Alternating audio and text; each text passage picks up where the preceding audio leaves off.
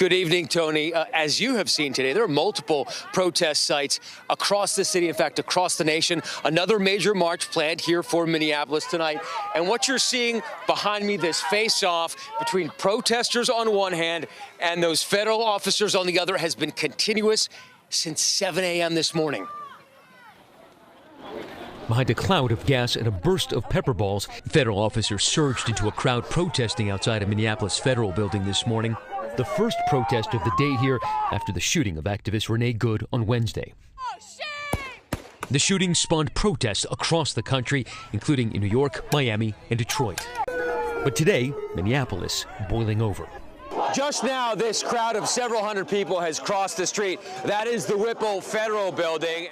Among the protesters, mothers, grandmothers. People can't go to work. Kids can't go to school because they're terrorizing people. And first-timers like Patrick.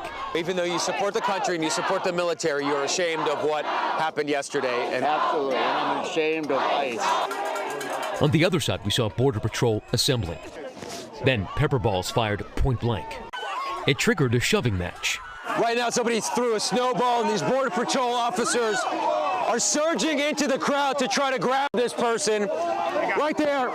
Now they're firing what appears to be some sort of a stun grenade. These Border Patrol officers have gotten themselves surrounded by this crowd. They're now trying to break through the crowd to get back to...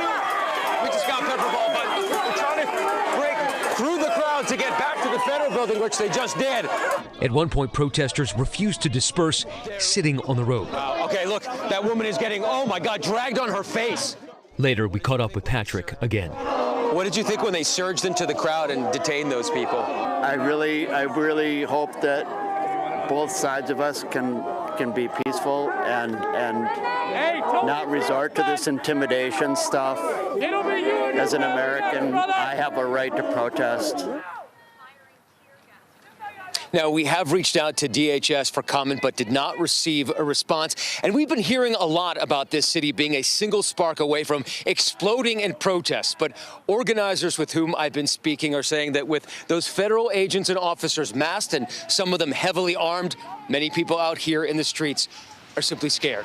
Tony.